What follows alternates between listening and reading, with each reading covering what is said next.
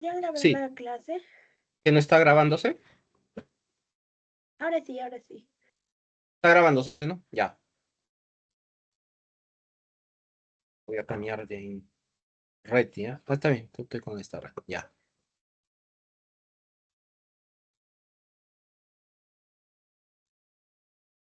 Ya. Habíamos estado viendo la parte de vitaminas, ¿no? Habíamos visto que hay vitaminas hidrosolubles, hay vitaminas que son liposolubles, hay algunas vitaminas que se sintetizan dentro del organismo y muchas de estas van a cumplir funciones metabólicas. Dentro de las funciones metabólicas, que son las más importantes, está la función coenzimática, la función prohormonal, ¿ya? Dentro de estas funciones metabólicas. Las que son hidrosolubles son todas las del complejo B, las macrovitaminas, que son las que se requieren en mayor cantidad, el ácido ascórbico, el inositol y la colina. Y las liposolubles son la vitamina A, la vitamina D, la vitamina E y la vitamina K. Ya hemos mencionado también que las vitaminas que son fáciles de absorber son las liposolubles y las que son más difíciles de absorber son las hidrosolubles. Ahora, eh, ¿cómo clasificamos las funciones metabólicas de las vitaminas? Se clasifican en cuatro grupos. Está la función coenzimática, cuya función es cumplida por 11 vitaminas. La función de transferencia de protones o electrones. Esto se refiere a las reacciones de óxido-reducción. Son 6 vitaminas que cumplen esta función de manera directa. La función prohormonal, que es la vitamina A, la vitamina D, y la protección de membrana, que está a cargo de la vitamina E. ¿Ya? Esto también ya lo hemos visto. Algunas vitaminas cumplen funciones importantes dentro del organismo y la deficiencia de esas vitaminas va a producir enfermedades dentro del organismo. ¿Ya? Estas son las fuentes de las vitaminas hidrosolubles. La mayoría se encuentra en alimentos de origen vegetal, en alimentos de origen animal, pero hay una que se encuentra solo en alimentos de origen animal, ¿no? Que es el caso de la vitamina B12. ¿Ya? Ahora, en lo que respecta a las fuentes de las vitaminas liposolubles, tenemos, tenemos, tenemos a la vitamina A, ¿ya? Y esta se va a obtener a partir de la ruptura simétrica de los betacarotenos. Los betacarotenos son moléculas lipídicas, pertenecen a los lípidos insaponificables y cuando éstas se rompen a la mitad se obtiene dos moléculas de vitamina A, ¿no? Es por eso que a los betacarotenos se le conoce con el nombre de es la vitamina A. Esta vitamina A, por lo tanto, se encuentra presente en frutas como el mango, el durazno, verduras como la lechuga, está también presente en la sandía, está presente en el zapallo, en la zanahoria, ¿no? Esas son fuentes de vitamina A. La vitamina D, que es una vitamina que se sintetiza dentro del organismo, pero también hay algunos alimentos donde podemos encontrar fuentes de vitamina D, ¿no? Como es el caso, por ejemplo, de los lácteos, ¿ya? El huevo, la leche, el aceite de oliva, hay hongos comestibles, esas son fuentes de vitamina D. La vitamina E, que es una vitamina antioxidante. Estas las encontramos en aceites, principalmente en aceites de origen vegetal y en algunos alimentos como el caso del brócoli, el pescado también es fuente de vitamina E, ¿no? Y algo que resaltar de la vitamina E es su potencial antioxidante, ¿no? Es una vitamina antioxidante y como tal nos va a proteger de problemas cardiovasculares, ¿no? Mejora la salud del corazón en este caso.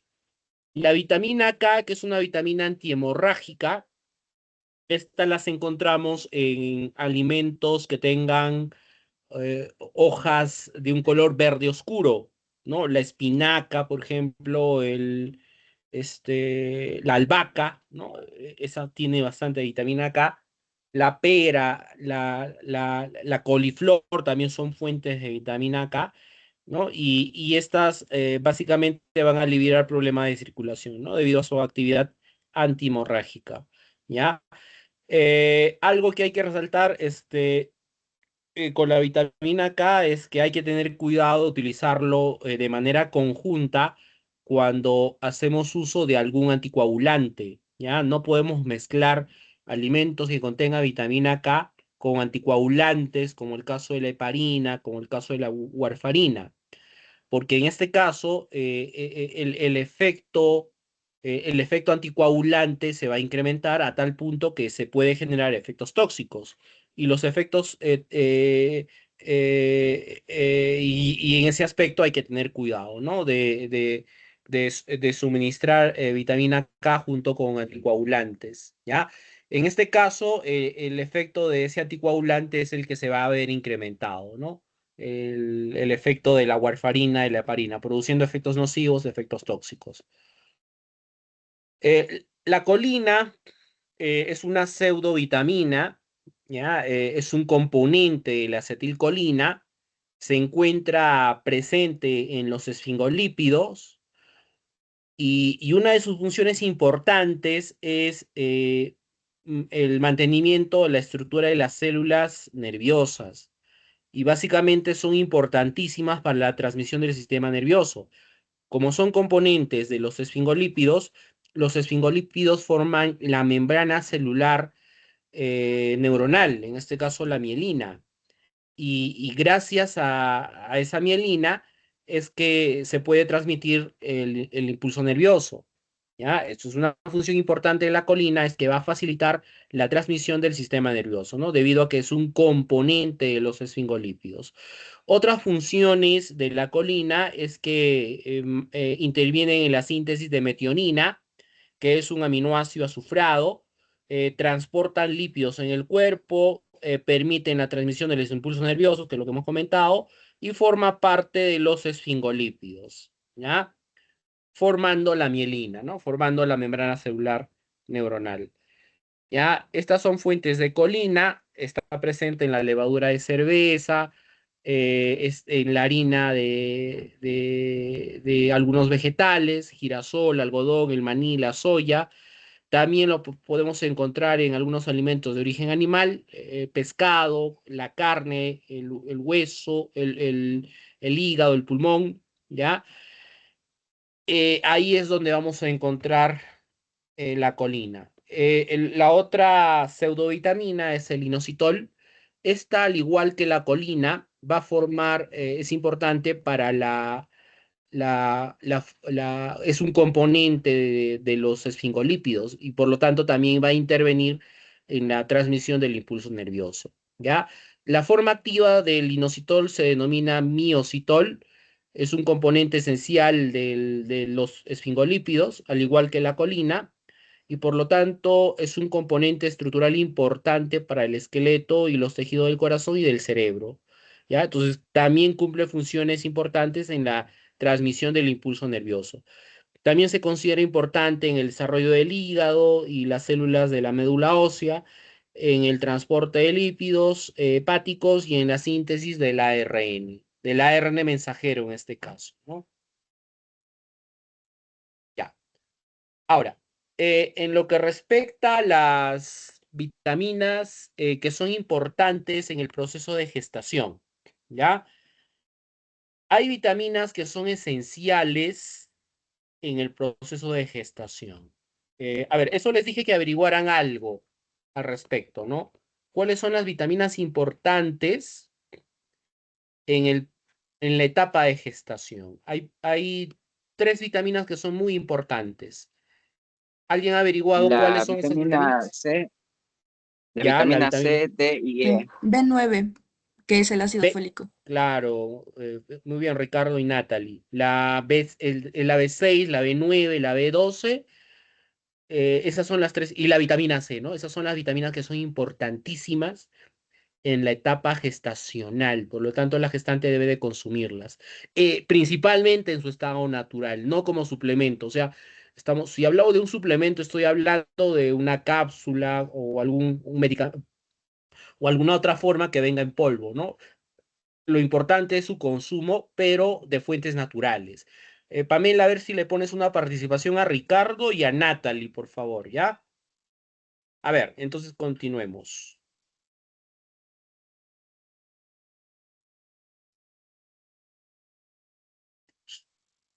A Profesor, ver, yo también tuve una participación. ¿quién fue? Ricardo, no Manuel sé si... Anthony, profesor. Manuel, ah, ya, entonces los tres. A Ricardo, ¿quién fue participante? ¿Ricardo o Manuel Anthony? ¿Quién fue? Yo, profesor. Ah, ya, entonces es Natalie y Manuel Anthony, ¿no? Ya, a ellos dos entonces. Me había confundido.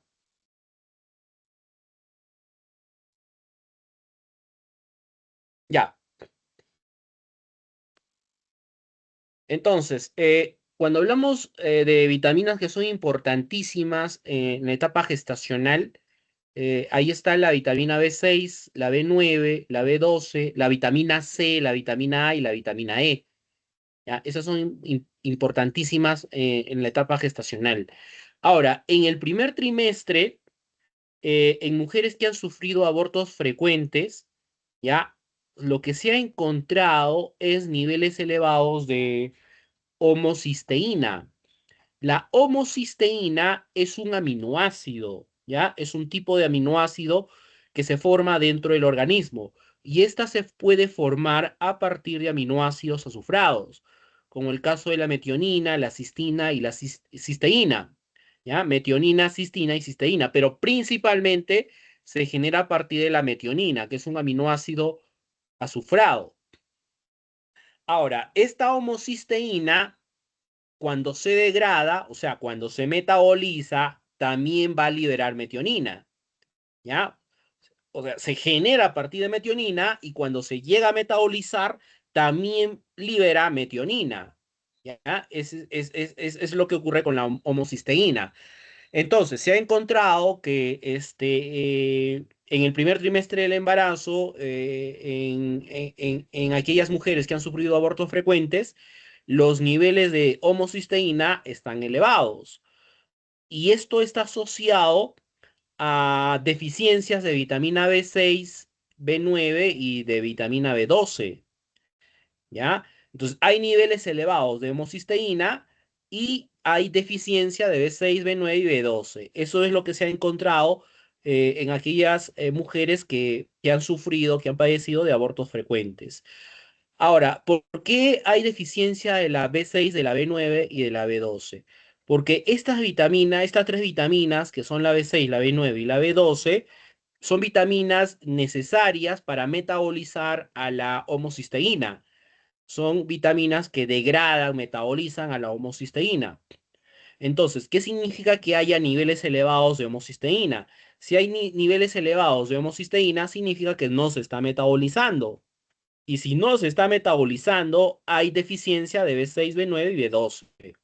¿Ya? Eso es lo que significa. Porque estas vitaminas, con estas vitaminas, se produce la degradación de la homocisteína. ¿Ya? Ahora, si hablamos de bioelementos importantes como protectores de los abortos, es el caso del zinc, bueno, de la B12 que ya hablamos, del calcio, el selenio y magnesio. ¿Ya? El zinc es importantísimo para el crecimiento celular y la división celular. La vitamina B12 es importante para la formación de glóbulos rojos y el desarrollo neurológico. El calcio es importante para el desarrollo óseo del feto y la regulación de la presión arterial. En este caso, para la mamá, ¿no? Para la gestante, ¿ya? El selenio cumple una función antioxidante y el magnesio tiene funciones parecidas al calcio, ¿ya? Entonces, esos son algunos elementos, bioelementos importantes que van a cumplir una función de ser protectores para el caso de los abortos. En desprendimiento de placentario, ¿ya? Para prevenir problemas de desprendimiento placentario, ahí las vitaminas importantes son la vitamina C, la vitamina A y la vitamina E. Y para lo que es el cierre del tubo neural y del paladar, el ácido fólico, ¿no? La vitamina B9. Y si hablamos de bioelementos, el zinc y el hierro. No se olviden que el hierro debe estar en bajas cantidades, porque si el hierro está en altas cantidades, se genera la reacción de Fenton y por lo tanto se genera radical hidroxilo. ¿Ya? Ya, esto de aquí es un resumen de lo que hemos hablado. En el primer trimestre, entonces, para los niveles de homocisteína están elevados y esto genera deficiencia de la B6, B9 y B12. ¿Ya? Elementos importantes para prevenir problemas de aborto es el zinc. Y para lo que es el desprendimiento placentario es la vitamina C, la vitamina A y la vitamina E. ¿Ya?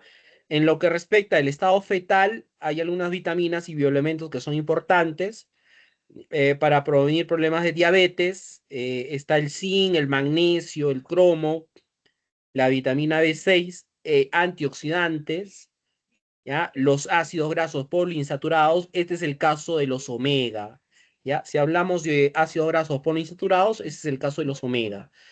En la etapa de preeclampsia es importante el consumo de zinc, de la B6, de la B2 y el consumo de antioxidantes, ¿no? Vitamina C, vitamina E, ¿ya?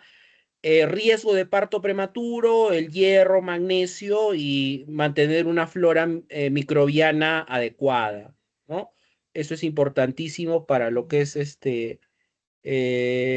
prevenir el riesgo en la prevención del parto prematuro, ¿ya? Ahora, de la vitamina B12 hay que resaltar algo, ¿no? Que es una vitamina que solo está presente en alimentos de origen animal. ¿Ya? No es una vitamina que está presente en alimentos de origen vegetal, solo está presente en alimentos de origen animal. Por lo tanto, el grupo de personas que tienen problemas de deficiencia de vitamina B12 es el caso de los vegetarianos. Bájame el volumen, por favor. Bájame el volumen. ¿Ya? El caso de los vegetarianos, especialmente los vegetarianos estrictos, ¿no? Aquellos que no te ingieren ningún alimento de origen animal, ellos pueden tener problemas de deficiencia de vitamina B12 y por lo tanto les puede generar un problema de anemia perniciosa, ¿no? Que forma parte de las anemias megaloblásticas, ¿ya? Ahora, ¿en qué situaciones hay disminución de la absorción de vitamina B12? Y por lo tanto puede haber deficiencia de vitamina B12. El alcohol, por ejemplo. El exceso de alcohol puede generar deficiencias en cuanto a la absorción de vitamina B12, el tabaco y el exceso de café. Eso también puede generar disminución de la absorción de vitamina B12, ¿ya? Una disminución de la acidez gástrica, ¿eh? O sea, una persona que tiene problemas de gastritis, problemas ulcerativos, en esas situaciones también va a haber disminución de la absorción de vitamina B12. eh, este, Porque esa vitamina B12 se absorbe en un medio ácido, ¿ya? Eh, Hay dificultad en la absorción de esa vitamina, ¿no? Cuando hay disminución de la, perdón, en gastritis no es, porque en gastritis hay gastritis ulceración, hay excesiva secreción de ácido clorhídrico, es lo opuesto, ¿ya? Cuando hay una disminución de la acidez gástrica, eso también podría ocurrir, o sea, una disminución de la secreción de ácido clorhídrico, ¿no? Que no es gastritis, ojo, eso no es gastritis, ¿ya? Eso podría generar disminución en la absorción de la vitamina B12, porque la vitamina B12 se absorbe en medio ácido, ¿ya? Eh, Tener cuidado también con el uso excesivo de los antiácidos, porque los antiácidos lo que generan es un pH básico a nivel digestivo ¿no? Y ese pH básico a nivel digestivo podría dificultar la absorción de la vitamina B12, ¿ya? La caseína de la leche también produce, la caseína de la leche también reduce la acidez gástrica, ¿ya? Con la caseína de la leche también hay que tener cuidado. Y en personas que tienen problemas hepáticos, en ese tipo de personas también puede haber disminución de absorción de vitamina B12, ¿ya?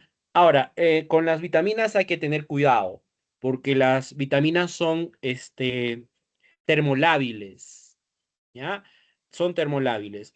A ver, lo que está de color rojo, esas son las vitaminas que hay que tener cuidado.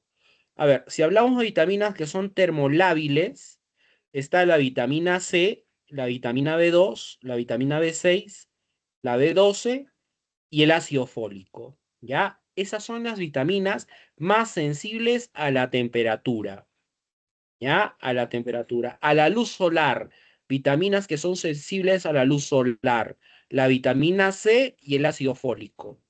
Y vitaminas que fácilmente se oxidan es la vitamina C, la vitamina B12 y el ácido fólico, ¿ya? Esas son las vitaminas que son más fáciles de oxidar. O sea, ni bien lo estás pelando, ya se está produciendo una reacción de oxidación. Por lo tanto, ese alimento hay que consumirlo de manera, este, ni bien lo pelas, inmediatamente hay que ingerirlo, ¿no? Porque es fácil de oxidar al medio ambiente, ¿ya?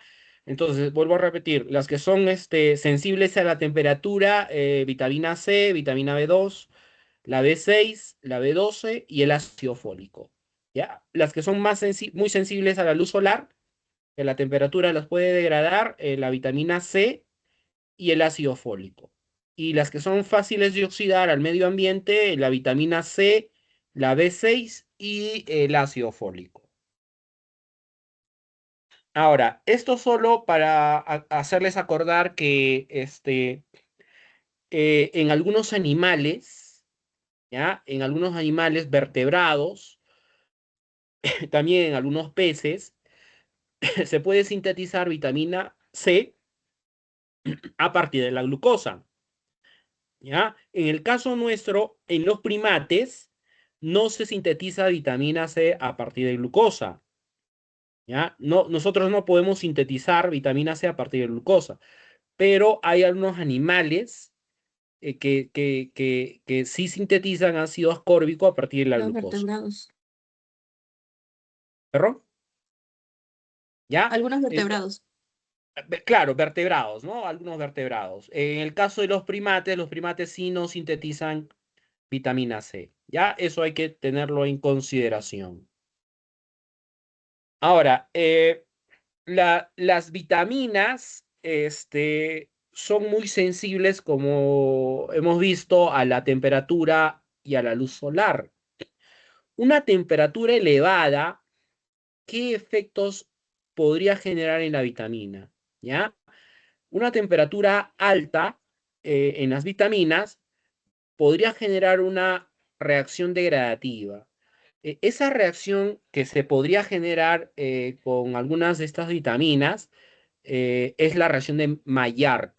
La reacción de Maillard es una reacción que se da entre un azúcar reductor y un aminoácido, ¿ya? Y un aminoácido, especialmente durante la etapa de la cocción. O sea, cuando lo sometes a calor, a temperaturas elevadas, se puede producir esta reacción de Maillard. Y en este caso, las vitaminas también son susceptibles a que con estas, por efecto del calor, por efecto de la temperatura elevada, por efecto de la cocción, se pueda generar estas reacciones de Maillard. Ahora, esta reacción de Maillard lo que va a producir es un color y sabores característicos, ¿ya? Un color y sabor característico. Por ejemplo, el caso de la papa, ¿no? Si la papa tú la sometes al calor, esa elevada temperatura, sumado al aceite, lo que va a generar es un producto de Maillard, ¿no? Va a generar un sabor mucho más agradable, ¿no? Esa papa frita tiene un sabor más agradable, ¿ya? Y a eso es lo que me refiero cuando hablo de un color y un sabor característico, ¿ya? En caso de las vitaminas, la que es más susceptible a que se produzca la reacción de Maillard es la vitamina C, ¿ya? La vitamina C es una vitamina muy sensible a la temperatura y por lo tanto es la vitamina más susceptible a que se pueda producir esta reacción de Maillard. La vitamina C es una lactona. Cuando hablamos de lactona es un éster cíclico, ¿ya? Aquí, como pueden apreciarse la estructura de la vitamina C, esto es un éster, ¿no? Es un oxígeno enlazado a dos cadenas carbonadas y en este caso es un éster cíclico y los ésteres cíclicos son lactonas, ¿ya? Eso básicamente es la vitamina C. Contiene grupos enólicos. ¿Qué cosa viene a ser un grupo enólico? Un grupo enólico es esto. Este es el oxirilo y este oxirilo está enlazado a un carbono que tiene un enlace doble.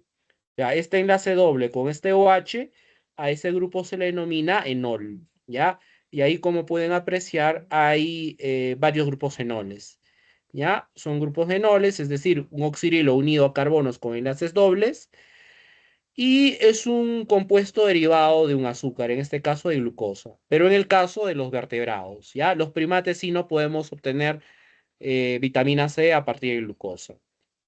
Ahora, esta vitamina C es una vitamina que cuando es sometida a temperaturas elevadas se puede generar esta reacción de Maillard, que básicamente es una reacción de oxidación, es una reacción redox que va a ocurrir con la vitamina C. La vitamina C se oxida, genera productos como el ácido de hidroascórbico, luego este genera furfurales y luego los furfurales generan compuestos de Maillard, ¿no? Y como el caso de los maloidininas, compuestos aromáticos, ¿no? Estos son productos de Maillard que son responsables de un olor y color característico, ¿no?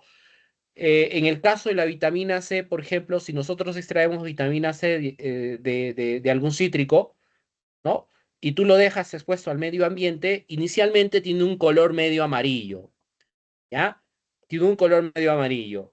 Ese color amarillo me da una idea de cuánta vitamina C tiene.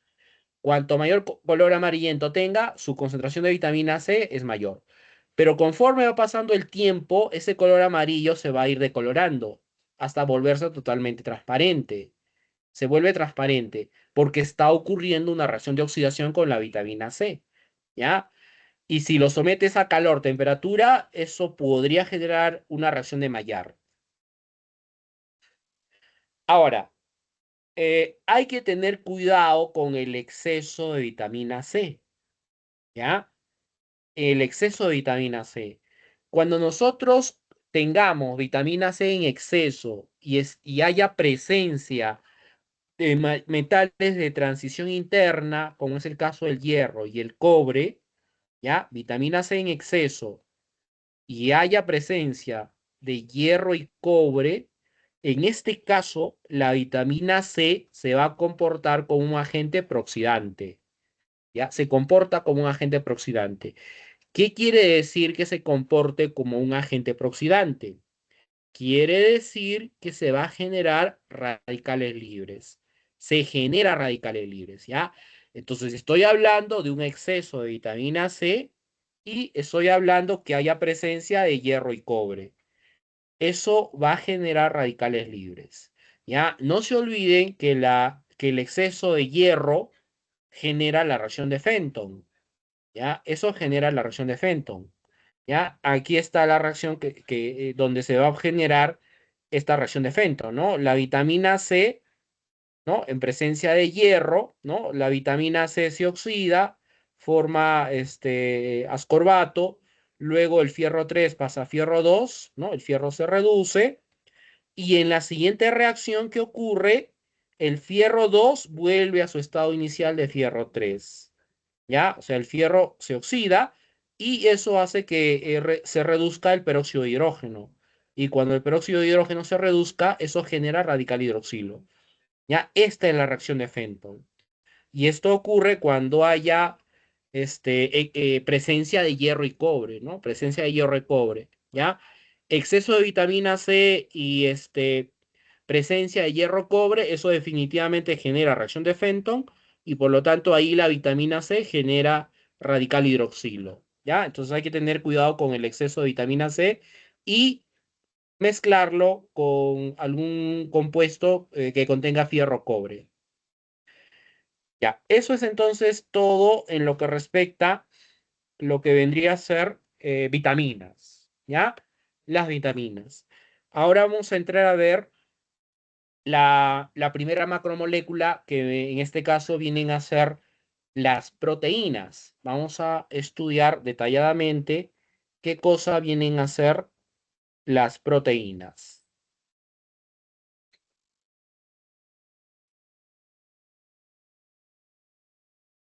Ya, vamos a ver, las proteínas son biomoléculas orgánicas que cumplen una gran cantidad de funciones bioquímicas. Por eso se dice que las proteínas son moléculas versátiles, ¿ya? Por la gran cantidad de funciones bioquímicas que poseen. Una de estas, por ejemplo, es la función de transporte, ¿ya? La función transportadora. Estamos hablando de la hemoglobina, de la miohemoglobina, de la ferritina, de la transferrina. Hemoglobina y mioglobina se encargan del transporte de oxígeno y CO2. La ferritina, transferrina se encarga del transporte de fierro. Son ejemplos de proteínas transportadoras. Si hablamos de una función de tipo estructural, ¿ya? Es el caso del colágeno, que es una proteína dura, rígida, que está presente en los tendones. Las histonas son proteínas que gracias a ellas se da el supraenrollamiento del ADN.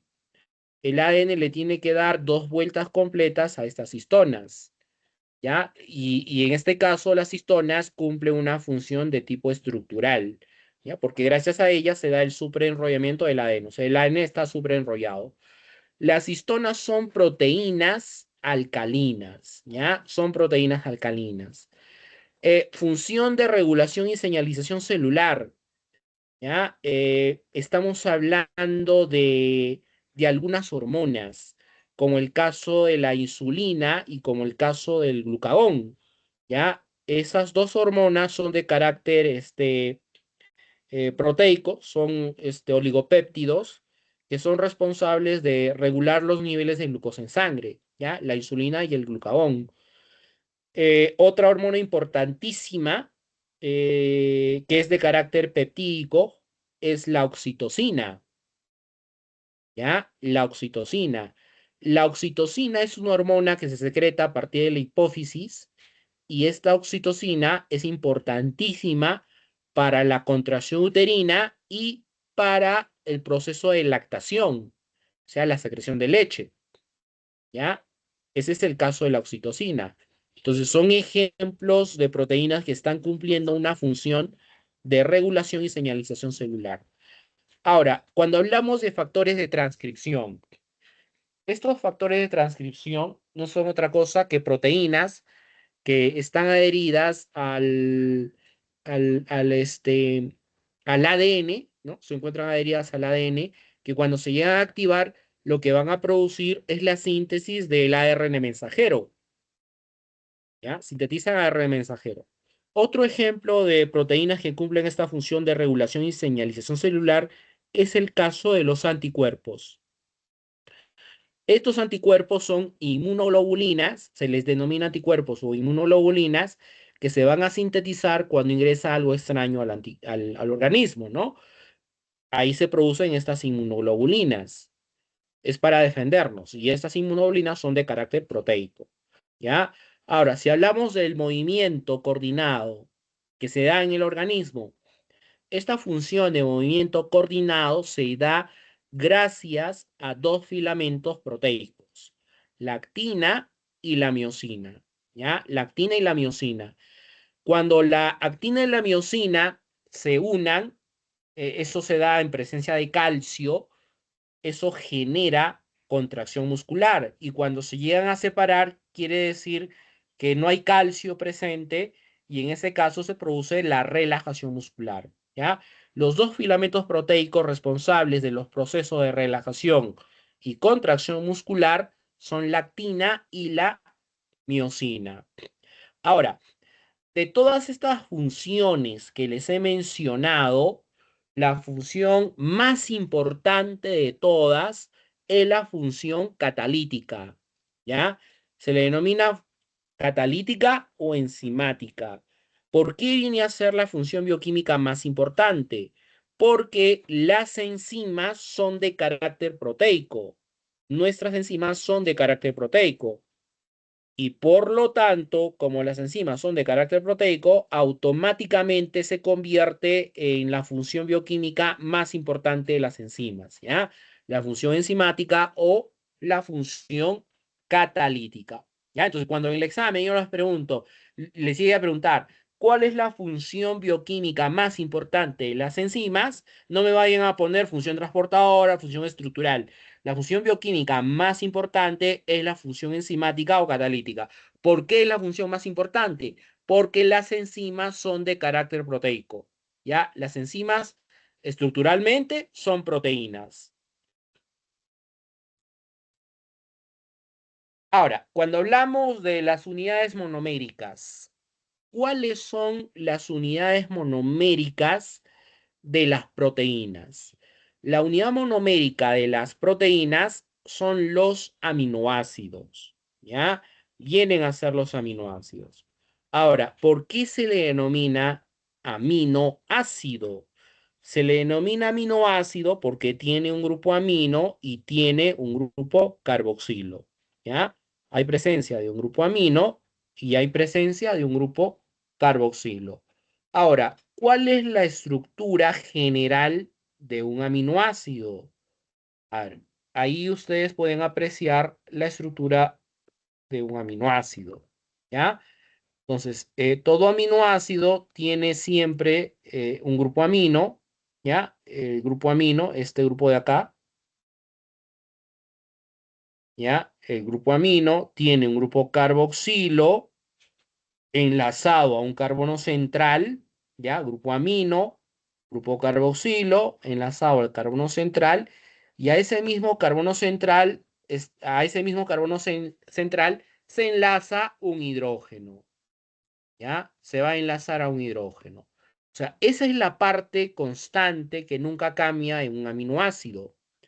Un grupo amino, un grupo carboxilo y un átomo de hidrógeno enlazado a un carbono central, ¿ya? Esa es la parte constante que nunca cambia en un aminoácido.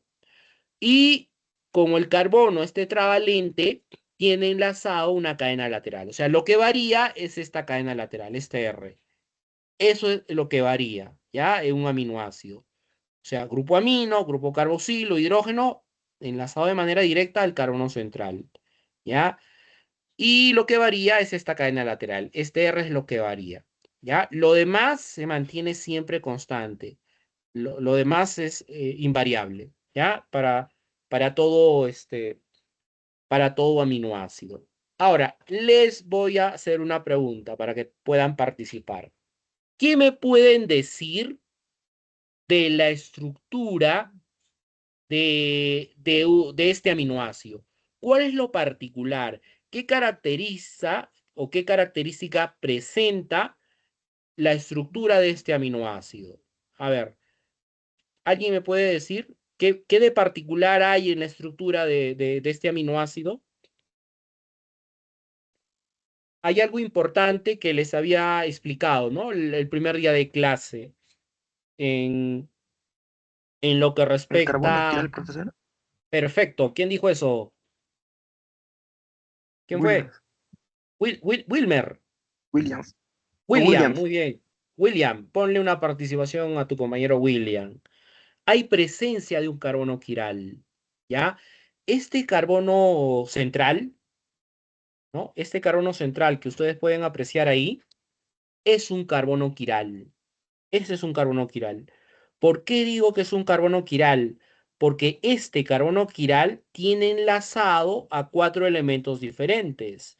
Si los 4 elementos son diferentes, a este carbono se le denomina carbono quiral. ¿Ya? se le denomina carbono quiral. Ahora, si ese compuesto orgánico, que en este caso es un aminoácido, tiene un carbono quiral, ya tiene un carbono quiral, ¿eso qué genera a su vez? A ver, eso también lo habíamos visto en las clases anteriores. Si yo tengo un compuesto orgánico que tiene un carbono quiral, ¿eso qué Profesor, genera? Sí, que no va dime. a tener enlaces dobles ni enlaces triples. No, no, no, no. Me estoy refiriendo a otra cosa. O sea, los carbonos que no poseen enlaces dobles y enlaces triples, esos carbonos no son quirales, ¿ya? Si yo tengo un compuesto que tenga enlaces doble o enlace triple, no tiene carbonos quirales. Pero en este caso, estamos observando que ese carbono central no tiene enlaces dobles ni tiene enlaces triples, por lo tanto, si es quiral.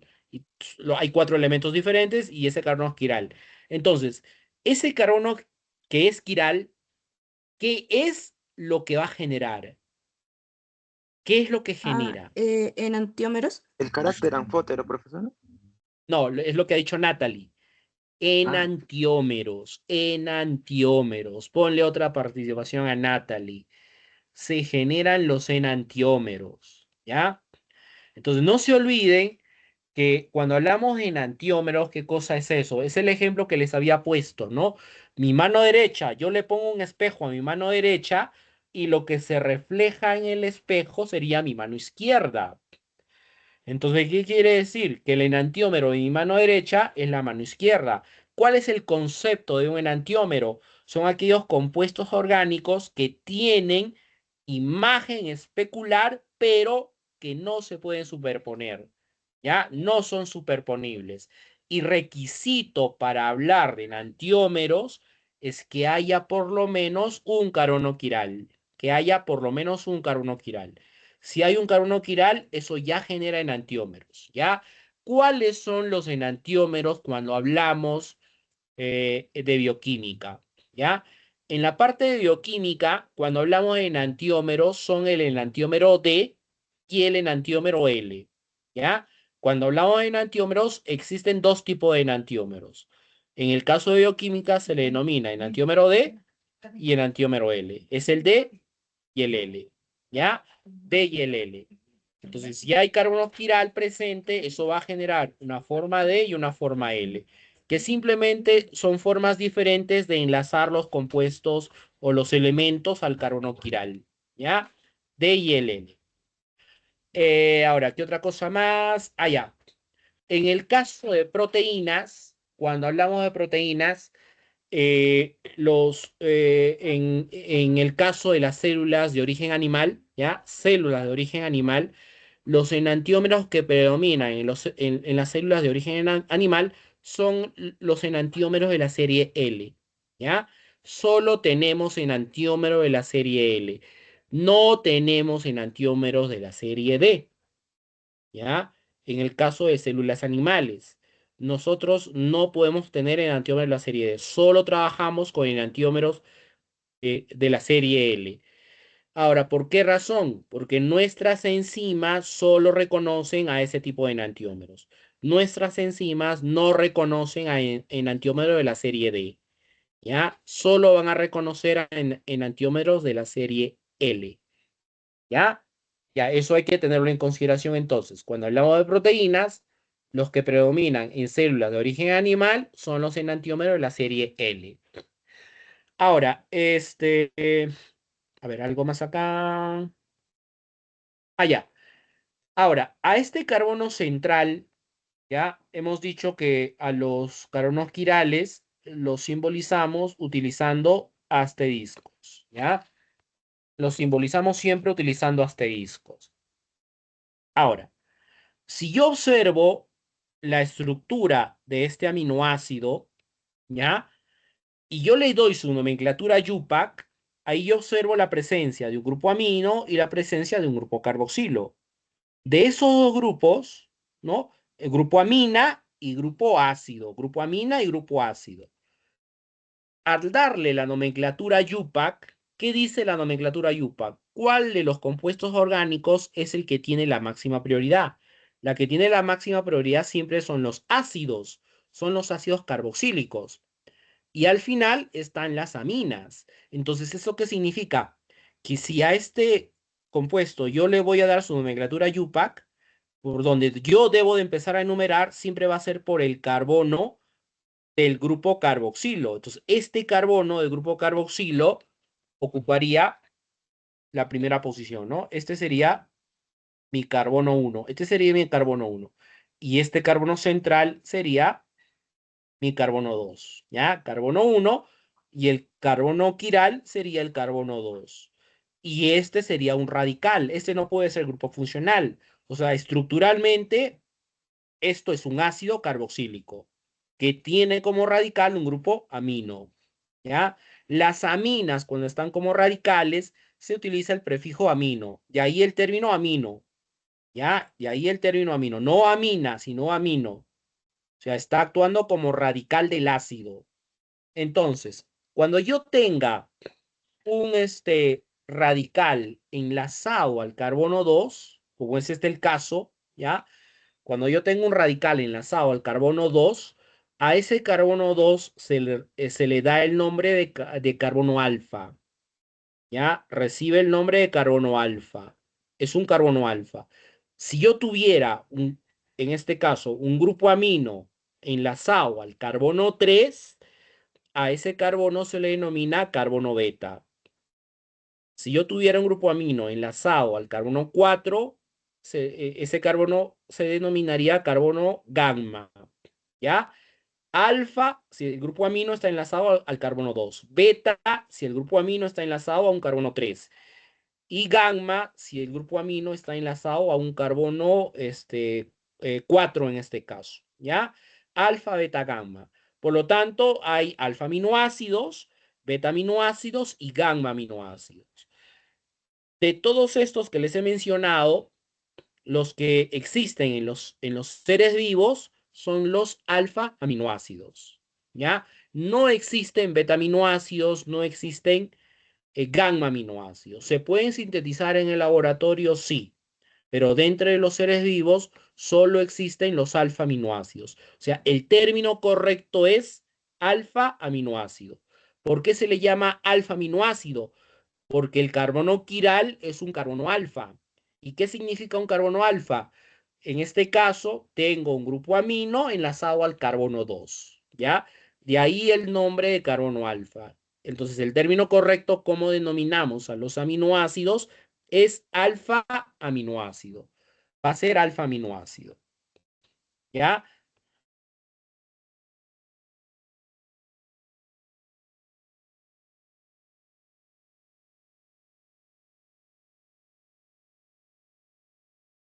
Ahora,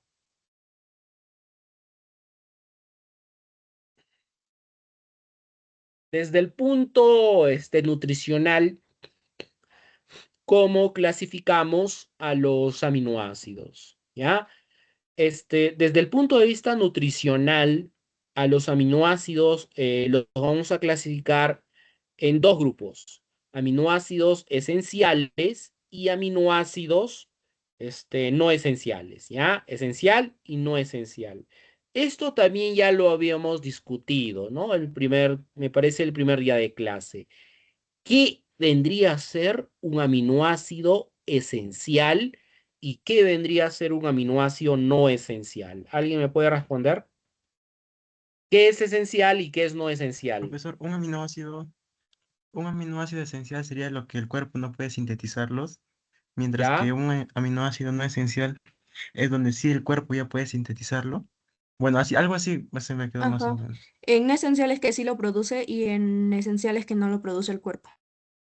Ajá. Muy bien. Ricardo, es tu primera participación, ¿no? A Ricardo hay que ponerle una participación.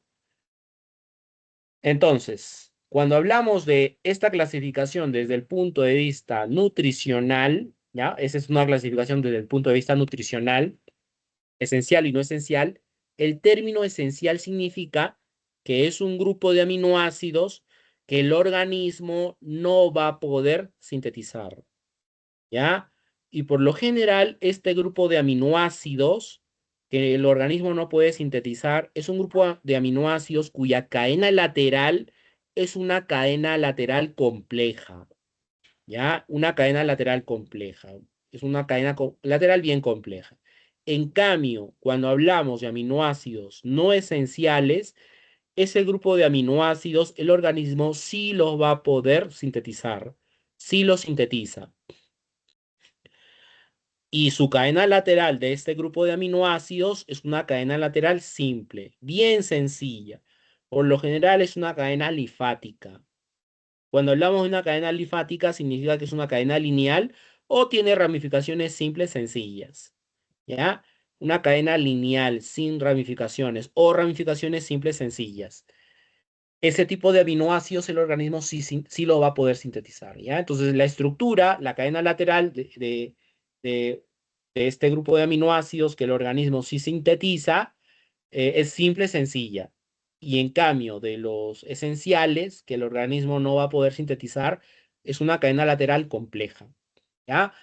Ahora, ¿cuántos aminoácidos existen formando parte de las proteínas? ¿Cuántos aminoácidos deben de estar presentes en toda proteína? ¿Ya? Deben de estar presentes 20 aminoácidos en total.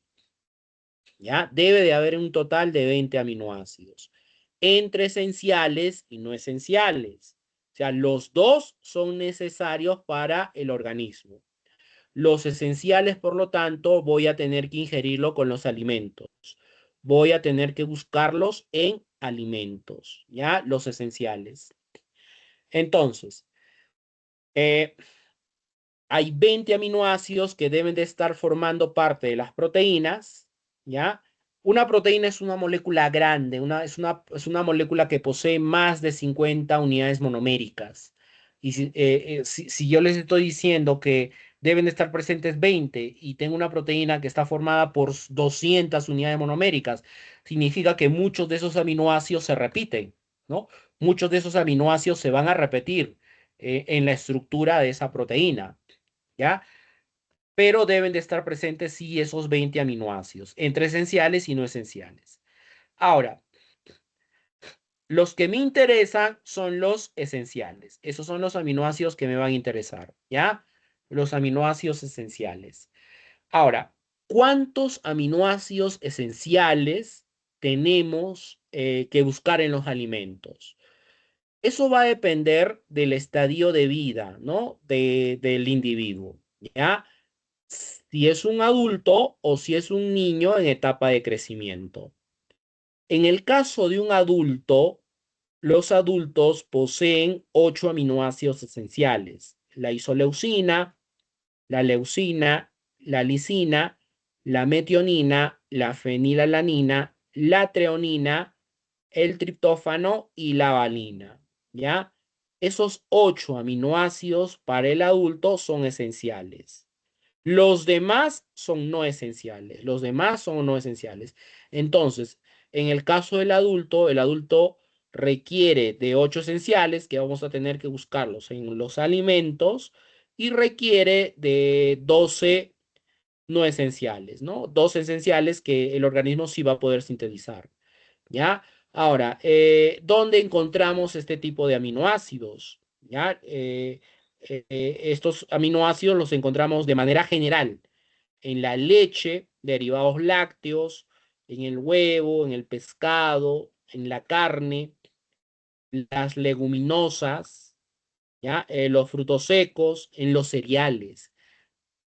Los cereales son una importante fuente de aminoácidos esenciales, especialmente la quinoa, la kiwicha, ¿no? La quinoa y la kiwicha. Entonces, ese tipo de alimentos hay que ingerirlos, ¿no?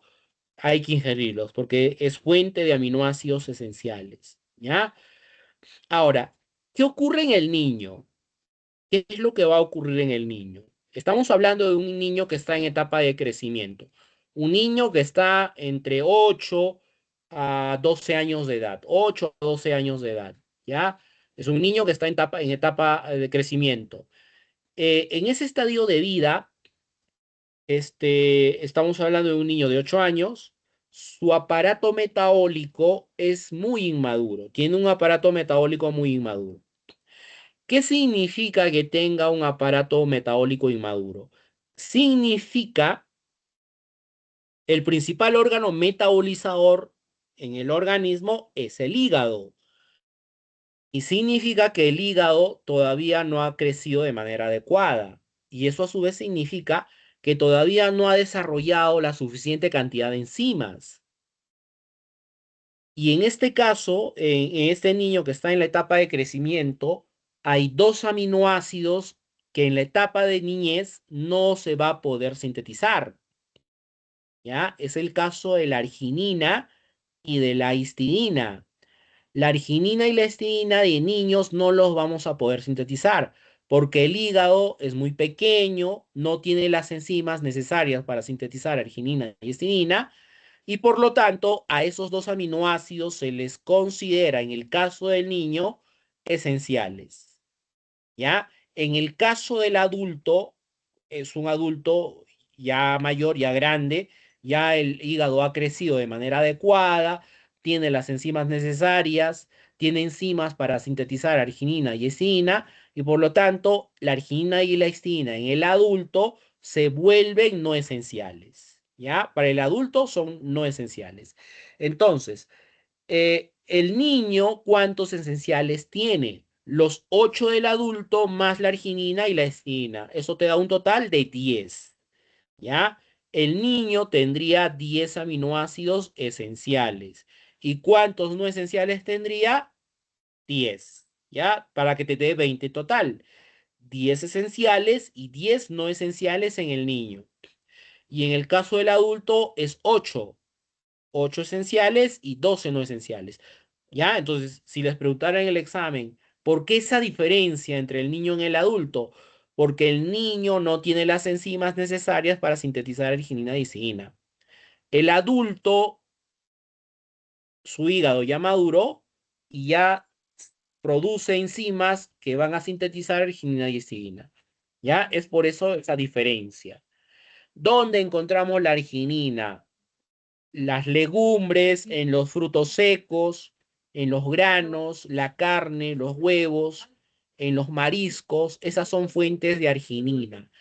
Y la histidina está presente en la semilla de soya, en la carne de ganado vacuno, el salmón crudo, bueno, eso es un alimento caro, ¿no? Que lo traen del extranjero, el huevo, el queso y en la pechuga del pollo, ¿ya? Si le vas a dar el pollo, tienes que darle la pechuga de pollo al niño. No le des otra parte, dale la pechuga de pollo, porque esa tiene riqueza de histamina, ¿ya? Entonces, en el niño hay que preocuparnos un poco más, ¿no? Porque tenemos que buscar fuentes de arginina y de histamina a su vez, ¿ya? Entonces, el adulto, vuelvo a repetir, 8 esenciales y 12 no esenciales. Y el niño tendría 10 esenciales y 10 no esenciales, ¿ya? Eso en lo que respecta a la cantidad de aminoácidos. Ahora, en el caso de, esa es la clasificación desde el punto de vista nutricional, ¿ya? Esenciales y no esenciales. Ahora, hay un grupo de aminoácidos que se les denomina aminoácidos especiales, ¿ya? Son los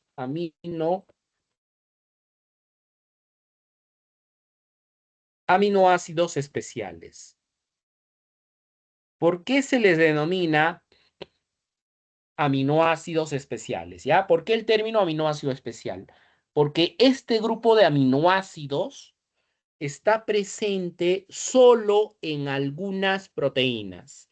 Solo los vamos a encontrar presentes en algunas proteínas, ¿ya? ¿Cuáles son estos aminoácidos especiales? Son 4. Es la hidroxiprolina,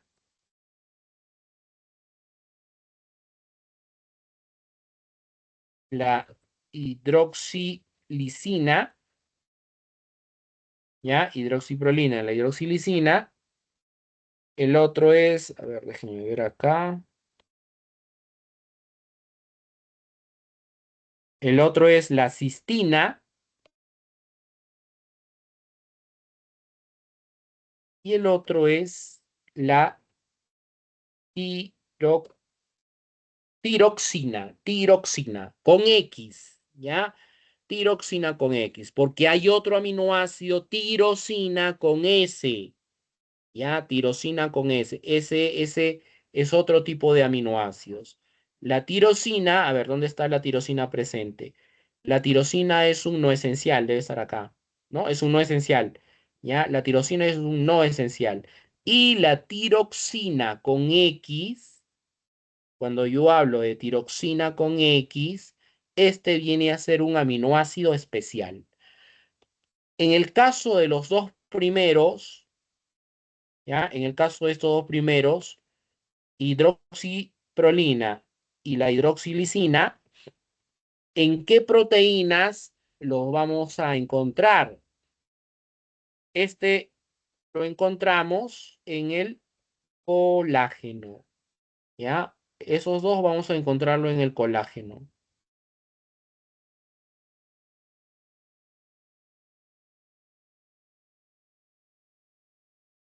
La hidroxiprolina y la hidroxilisina. El colágeno es una proteína que forma parte de los tendones. Es una proteína dura, es una proteína rígida.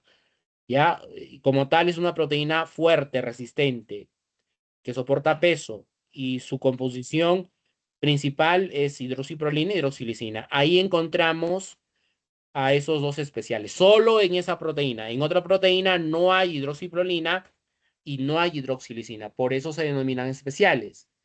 En el caso de la tiroxina con X, ¿ya? Tiroxina con X, esta es una proteína que la vamos a encontrar presente en la tiroglobulina, ¿ya? La tiroglobulina. La tiroglobulina es una proteína que está en la tiroides. Es una proteína tiroidea que está en la tiroides. Y como tal es una proteína que contiene yodo, ¿ya? Es una proteína que contiene yodo. Solo ahí encontramos a la tiroxina, ¿ya? En la tiroglobulina. Y en el caso de la cistina, esta es una proteína que la vamos a encontrar en algunos alimentos de origen vegetal,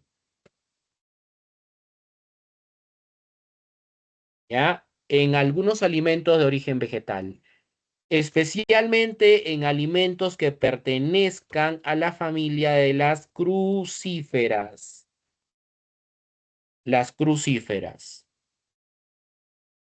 ¿ya? ¿Qué alimentos son estos?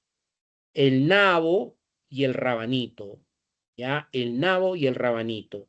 Esas son crucíferas. O sea, cuando tú consumes el nabo y el rabanito, tienes un sabor medio picante, ¿no? Un sabor medio picante, algo irritante, podríamos decirlo. Eso se debe a la presencia de cistina. La cistina es un aminoácido azufrado, contiene azufre, ¿ya? ¿En qué otros alimentos está presente?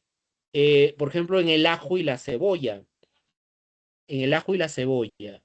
Entonces, esos alimentos que contengan azufre son alimentos que, si hablamos de una propiedad medicinal, son alimentos antibióticos. O sea, por excelencia van a ser antibióticos. El ajo, la cebolla, el rabanito, el nabo tienen una acción antibiótica, ¿ya? Porque contienen azufre. Ese tipo de alimentos tiene cistina, ¿ya? Tiene cistina. Ahí encontramos a la cistina, solo ahí. En otro lugar no vamos a encontrar la cistina, ¿ya? Entonces, estos son aminoácidos especiales. Entonces, en ese tipo de aminoácidos no solo habrá 20, ¿no? Si hablamos del colágeno, a esos 20 le sumamos hidroxiprolina e hidroxilisina, 22. Si hablamos de la tiroglobulina, a los 20 le sumamos la tiroxina, o sea, hay 21, pero solo en ese tipo de proteínas. En la mayoría de proteínas hay 20. Debe de haber 20 proteínas, ¿ya? Entre esenciales y no esenciales. Luego también tenemos aminoácidos aberrantes.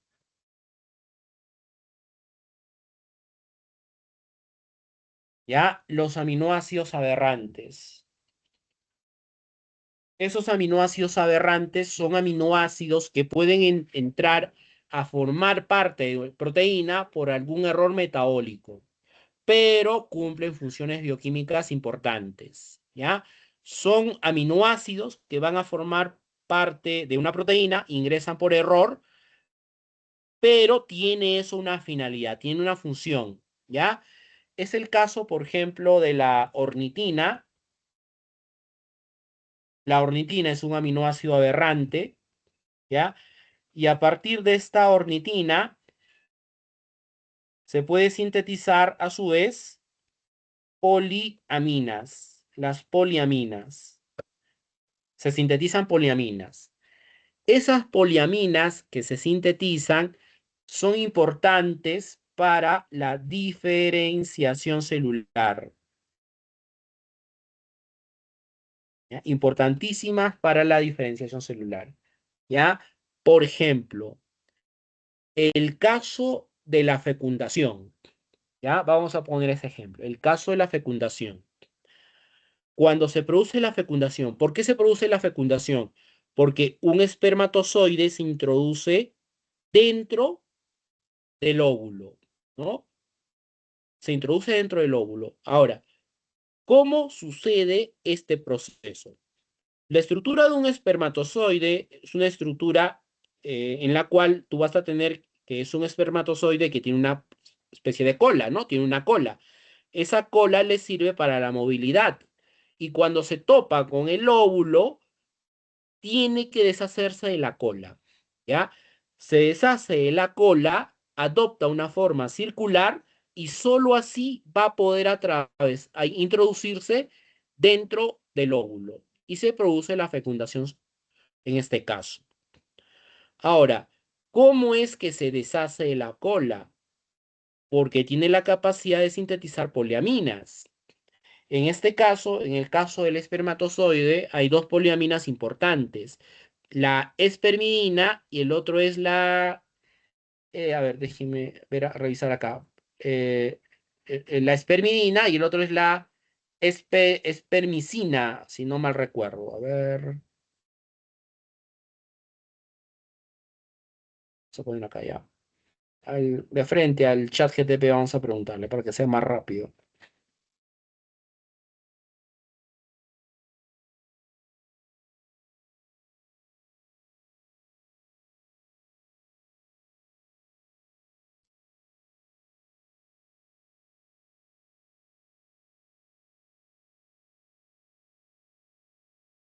La espermidina es una, ¿no? Es la que les he dicho. La espermidina es una y el otro viene a ser la espermina, ¿ya?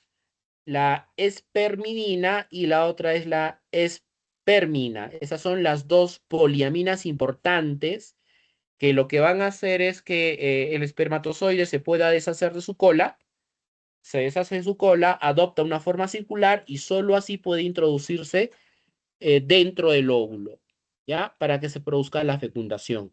A eso me refiero cuando hablo de una diferenciación celular. Otro ejemplo de poliaminas son el caso de la putrescina y de la cadaverina. La putrescina, ¿dónde está presente?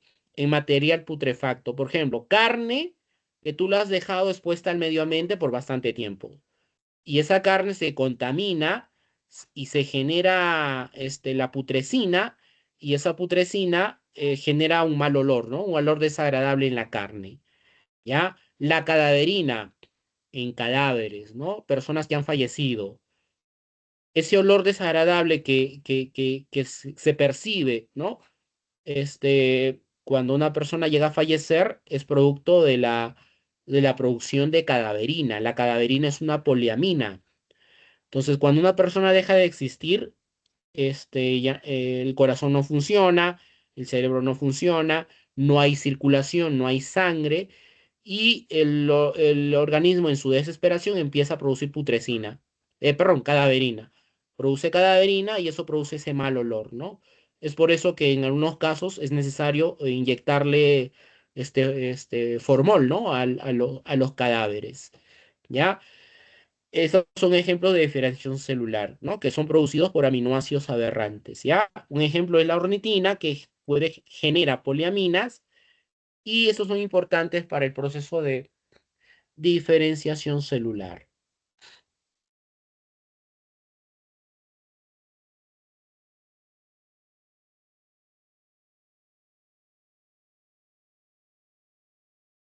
Ya. Ahora, estructuralmente, ¿cómo clasificamos a los aminoácidos? Los aminoácidos los vamos a clasificar en dos grupos, ¿ya? Los clasificamos de acuerdo a su cadena lateral y de acuerdo a los constituyentes que posee esa cadena lateral, de acuerdo a las características de la carga de la cadena lateral, ¿ya? Una clasificación es de acuerdo a las características de la carga de la cadena lateral y la otra clasificación es de acuerdo a los constituyentes de la cadena lateral que posee. Entonces, ¿cómo clasificamos a los aminoácidos? Los aminoácidos los vamos a clasificar en dos grandes grupos. De acuerdo a su grado de ionización, se clasifican en polares y apolares, ¿ya? Polares y apolares. ¿Qué es un aminoácido apolar? Es un aminoácido que no se puede ionizar. Y los aminoácidos polares son aquellos aminoácidos que sí se van a poder ionizar, o sea, sí tienen carga. Ahora, dentro de los polares y no polares existe una subclasificación. Esa subclasificación ya es de acuerdo al constituyente que posee esa cadena lateral, ¿ya? ¿Cómo clasificamos o cómo subclasificamos a los no polares? A estos no polares los vamos a clasificar en aminoácidos alifáticos, ¿ya? Aminoácidos aromáticos, aminoácidos cíclicos y un aminoácido azufrado, ¿ya? Un solo aminoácido azufrado. Esa es la clasificación de los aminoácidos apolares. Ahora, ¿por qué se le denomina aminoácido alifático? ¿Ya? ¿Por qué el término alifático? Alifático significa que tiene una cadena lateral, puede ser una cadena lateral simple, sencilla, o en algunos casos tiene una cadena lateral ramificada, pero sus ramificaciones son sencillas, simples, no son ramificaciones complejas. A eso se le denomina alifático, ¿ya? ¿Cuáles son los aminoácidos alifáticos que tenemos?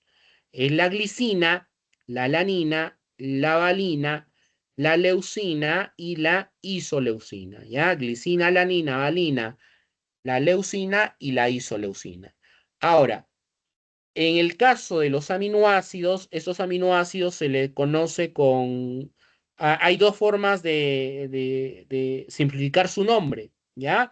Una es utilizando ciclas de 3 letras o utilizando ciclas de una letra, ¿ya? Ciclas de 3 letras o ciclas de una letra.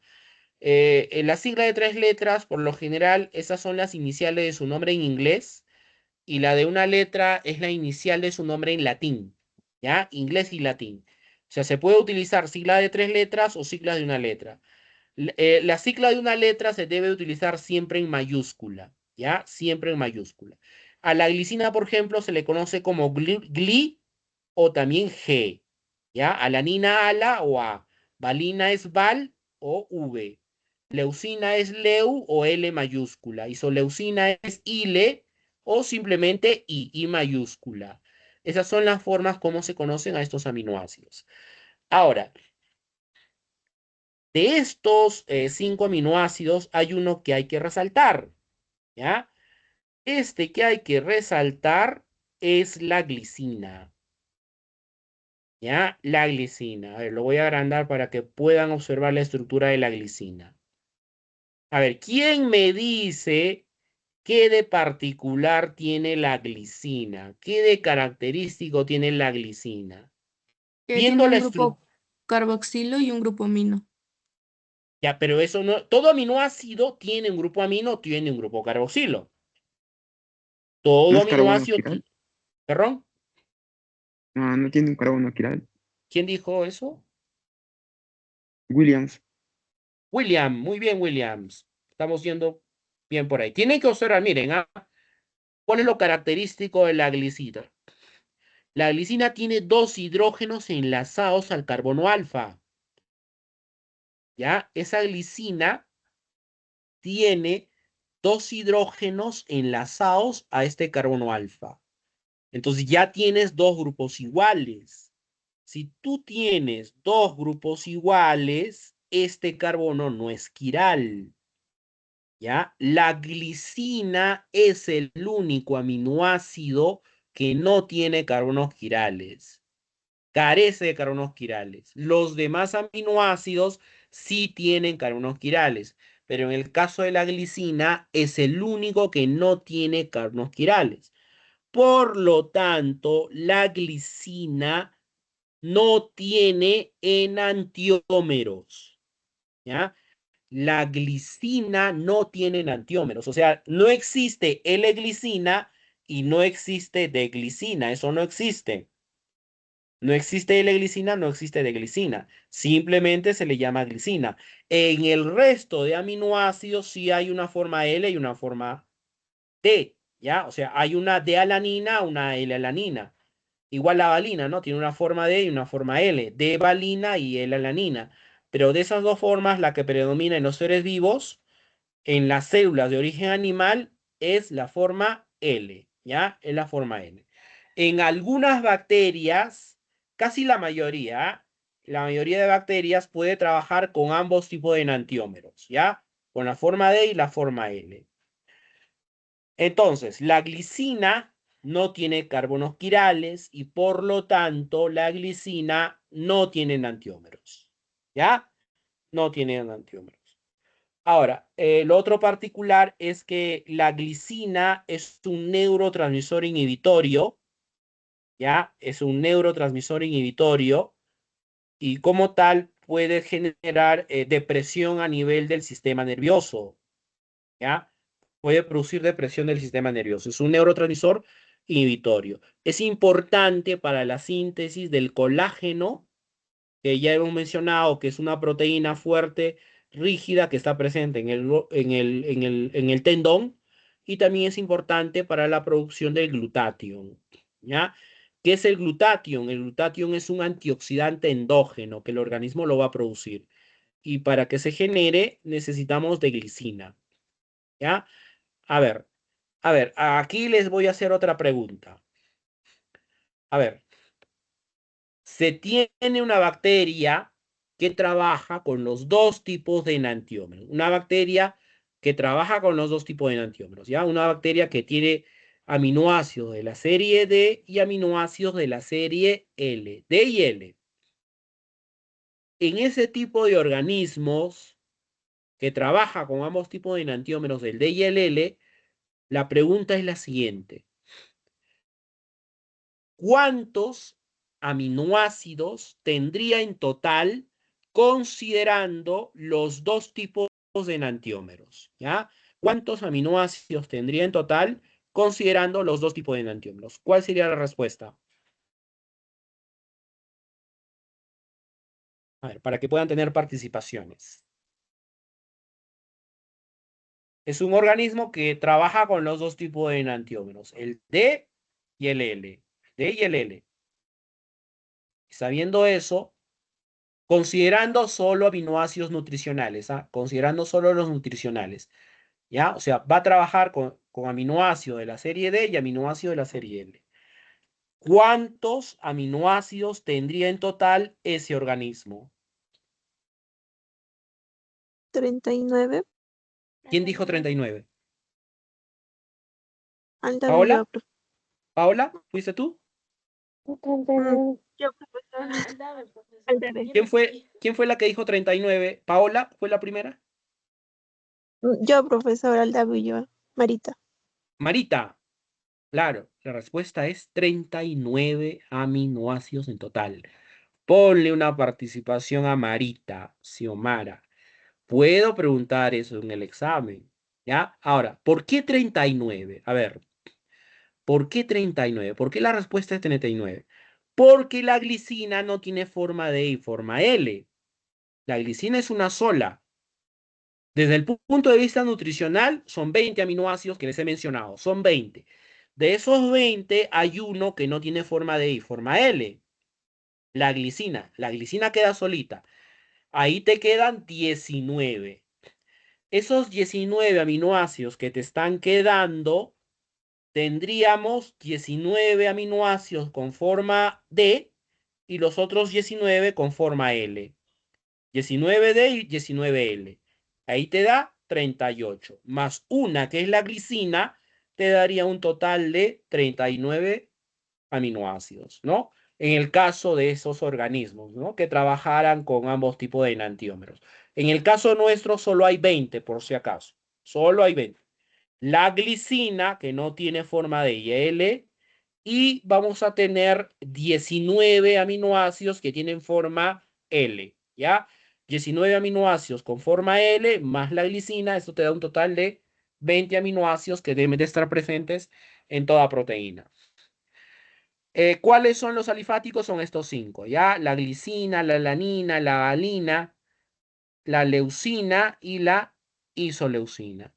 La cadena lateral de la glicina es un átomo de hidrógeno. La cadena lateral de la alanina es un grupo metilo. La cadena lateral de la valina, este es un grupo isopropilo. ¿Ya? Esto es un isopropilo. La cadena lateral de la leucina, este es un isobutilo. Este es un isobutilo. Y la cadena lateral de la isoleucina, en este caso sería 1-metilpropil. ¿Ya? 1-metilpropil. ¿Ya? Esas son sus cadenas laterales. Ahora, como pueden apreciar ahí hay una constante que es muy importante mencionarla, ¿ya? Esa constante importante que hay que mencionarla es el PI. ¿Qué significa PI? PI significa punto isoeléctrico. Es este de aquí, ¿ya? El valor PI, punto isoeléctrico. Cada aminoácido tiene su respectivo punto isoeléctrico. ¿Ya? Cada aminoácido tiene su respectivo punto isoeléctrico. Ahora, ¿cómo se calcula este punto isoeléctrico? A ver, ahí ustedes pueden apreciar que cada aminoácido va a tener dos constantes. Una constante ácida y una constante básica. Lo que vendría a ser el pKa y el pKb. ¿Ya? La constante ácida y la constante básica. La definición de esas constantes ácidas y básicas no es otra cosa que un pH. Es un pH en el cual va a haber un equilibrio entre la fracción ionizada y la fracción no ionizada. Fracción ionizada y fracción no ionizada. Ahí se mantiene un equilibrio. Por lo tanto, hay dos tipos de constante, ácida y básica. La constante ácida, ¿quién te lo da? O sea, el pKa, es el grupo carboxilo. Este grupo carboxilo es ácido, por lo tanto, este va a tener una constante ácida. Y la constante básica te lo da el grupo amino, ¿ya? No se olviden que el rango de pH va de 0 a 14, es de 0 a 14, ¿no? Por debajo de 7, ese es un pH ácido, y por encima de 7 es un pH básico. Entonces, acá, por ejemplo, ¿no? Este pK1 es de 2.34. Este es ácido, corresponde al grupo carboxilo. El de acá abajo, pK2, 9.6, es básico, corresponde al grupo amino. ¿Ya? Por eso hay dos constantes. Ahora, matemáticamente, ¿cómo se calcula el punto isoeléctrico? Es simplemente el promedio de los dos puntos isoeléctricos. Entonces, si yo hablo del promedio, ¿qué tengo que hacer? 2.34 más 9.6 dividido entre 2. Eso te da 5.97. Lo mismo con los demás puntos isoeléctricos. Vendría a ser el promedio de la constante ácida más la constante básica. ¿Ya? El pK ácido más el pK básico dividido entre 2. Ese promedio te da el punto isoeléctrico, que no es otra cosa que el punto neutro del aminoácido. ¿Ya? Ese viene a ser el punto neutro del aminoácido.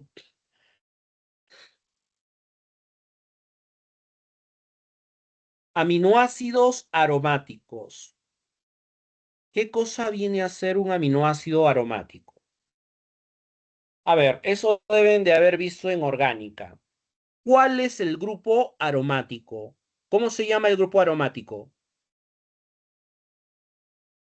¿Cómo se llama el grupo aromático? ¿Cuándo decimos que es un compuesto orgánico aromático?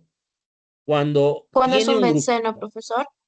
cuando posee un benceno. ¿Quién dijo benceno? ¿Quién fue? ¿Quién dijo benceno? Avalguaromo, profesor. Ponle una participación a tu compañera Aval Guaromo, por favor, Paola, ¿ya? Tiene benceno, ¿ya? O sea, en su estructura vamos a tener la presencia del benceno. Ese es el anillo aromático. Entonces, como pueden apreciar ahí en la estructura, lo que está ahí resaltado de color blanco, ahí es el benceno, ¿no? Ese es el benceno. Entonces, si en la cadena lateral hay presencia del benceno, eso pertenece al grupo de los aminoácidos aromáticos, ¿ya? Si hablamos de aminoácidos aromáticos, son estos tres. Y hay un aminoácido especial, que es este. La fenilalanina, la tirosina, el triptófano y el primer aminoácido especial, ¿ya? La tiroxina, que está presente en la tiroglobulina. De la fenilalanina vamos a hablar más adelante, algo de la fenilalanina, ¿ya? Cuando la fenilalanina está en exceso, eso genera una enfermedad metabólica.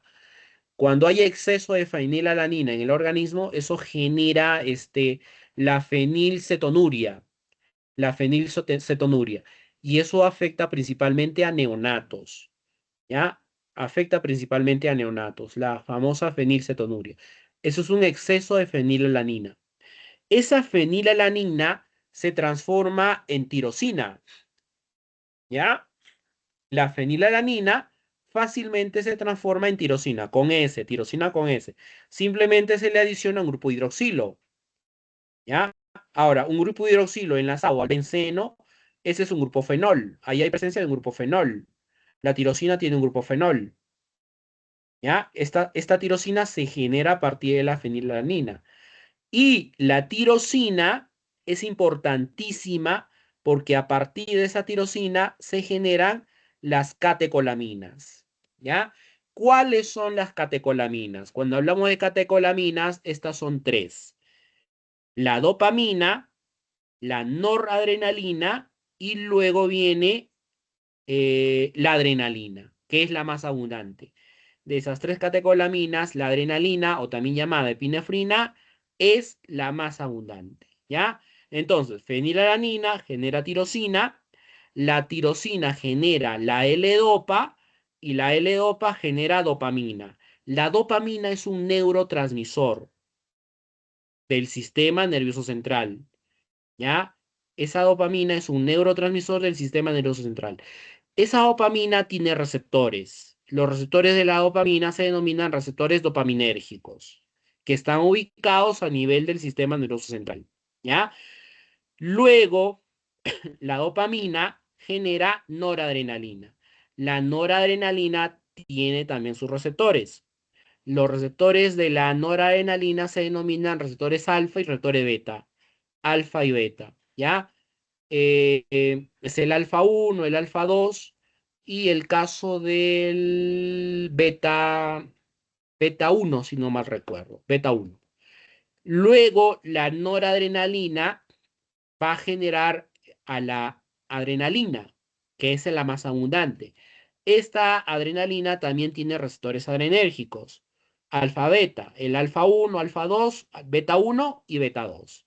¿Ya? Esos son los receptores de la adrenalina. Entonces, cuando esos neurotransmisores se unan a estos receptores, eso genera una acción fisiológica. Por ejemplo, cuando la adrenalina se une al receptor alfa 1 y al receptor alfa 2, esos receptores alfa 1 y alfa 2 están ubicados principalmente a nivel de vasos sanguíneos. Cuando esos receptores se activan por acción de la adrenalina, eso genera vasocontracción, ¿ya? El receptor beta 1, ¿dónde está ubicado? Corazón. Cuando la adrenalina se une al receptor beta 1, eso genera que el corazón contraiga. O sea, hace que la fuerza de contracción aumente, la frecuencia cardíaca también puede aumentar y la velocidad de conducción también aumenta.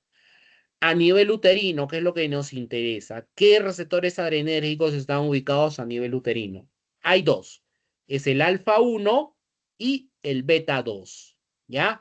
Cuando la adrenalina se une al receptor alfa 1 ubicado en útero grávido, estamos hablando de una gestante de 8 o 9 meses. Ahí está activo el alfa 1. Lo que lo debe de activar es la adrenalina. Cuando la adrenalina se une al receptor alfa 1 en la gestante, eso genera contracción uterina. El otro receptor es el receptor beta 2. ¿Ya? El beta 2 está ubicado también en gestantes, pero a gestantes que no están a término. Estamos hablando de una gestante que está en su primer trimestre de embarazo. Primer trimestre de embarazo. Cuando la adrenalina se una a este receptor beta 2, eso genera relajación uterina. ¿Ya? Produce relajación uterina. Entonces, esa es la importancia de las catecolaminas, ¿ya? Son importantes neurotransmisores que van a producir acciones fisiológicas. ¿Y cómo se sintetizan las catecolaminas? A partir de la tirosina, ¿ya? Por eso es importante este aminoácido, la tirosina. El triptófano, que es otro aminoácido aromático. Este triptófano es importante porque genera serotonina. La serotonina es otro neurotransmisor del sistema nervioso central, ¿ya? Que está relacionado con problemas depresivos, con problemas de depresión, ¿ya? La serotonina, ¿ya? Neurotransmisor del sistema nervioso que se genera a partir del triptófano. Y la tirosina, que es el primer aminoácido especial, ¿ya? Como ven ahí en la estructura, se tiene yodo, ¿no? La estructura posee yodo y este está presente en la tiroglobulina, ¿no? En la tiroides, ¿ya? La tiroxina. Los aminoácidos cíclicos. ¿Por qué se le denomina aminoácido cíclico? Se le denomina aminoácido cíclico porque el carbono alfa está ciclado con la cadena lateral de dicho aminoácido. ¿Ya? El carbono alfa está ciclado con la cadena lateral de dicho aminoácido. Por eso se le denomina aminoácido cíclico. Son dos, la prolina y el segundo aminoácido especial, que viene a ser la hidroxiprolina. ¿Ya? Prolina y la hidroxiprolina. ¿Ya? No se olviden que la hidroxiprolina está presente en el colágeno. ¿Ya? Está presente en el colágeno. Y dentro de los azufrados, ¿por qué se le denomina aminoácido azufrado?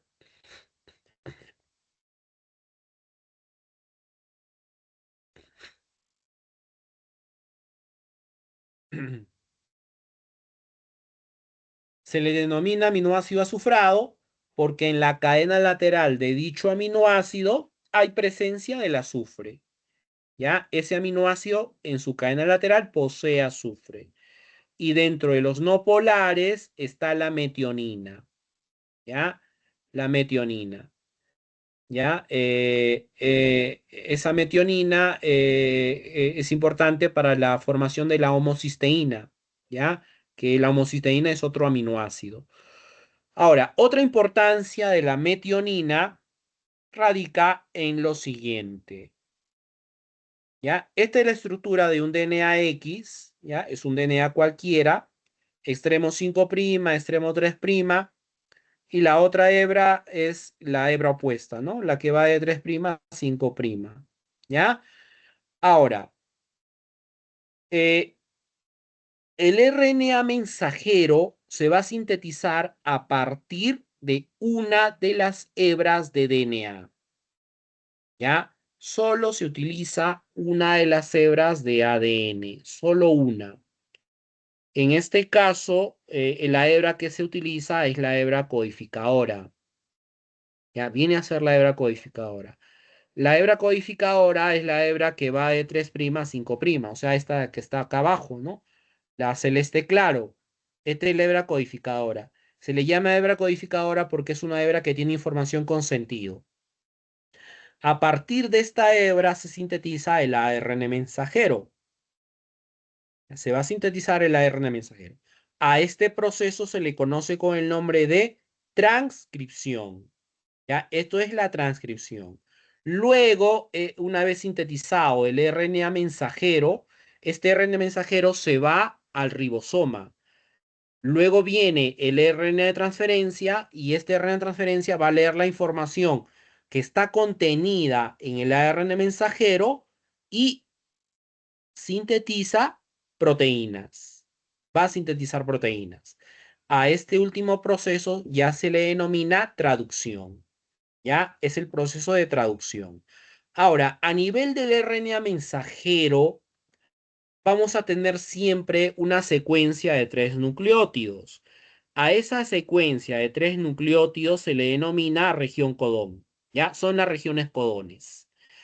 Ahora, la pregunta es, ¿en cómo se da inicio a la síntesis de proteínas? ¿Ya?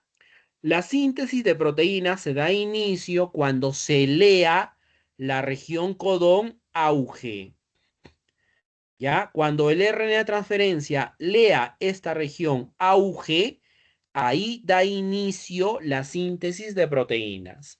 Esta región auge, ¿para qué aminoácido va a codificar? Codifica siempre para metionina. Es por eso que a la metionina se le conoce como iniciador de la síntesis de proteína. ¿Ya? Es el iniciador de la síntesis de proteína. En algunas proteínas, la metionina va a mantener su misma posición, o sea, es posición 1, pero en algunas proteínas la metionina es retirada. O sea, no siempre la metionina va a quedar en esa posición, pero es el primer aminoácido que va a ocupar la primera posición. ¿Ya? Después de realizado el proceso de traducción, por lo general, esa metionina es retirada. En algunas proteínas, la metionina se va a mantener, ¿ya? Pero en otras, la metionina va a ser retirada, ¿ya? Entonces, la importancia de la metionina en este caso es que está sirviendo para dar inicio a la síntesis de proteínas, ¿ya? Esos son los aminoácidos apolares. ¿Cómo clasificamos a los aminoácidos polares? ¿Ya?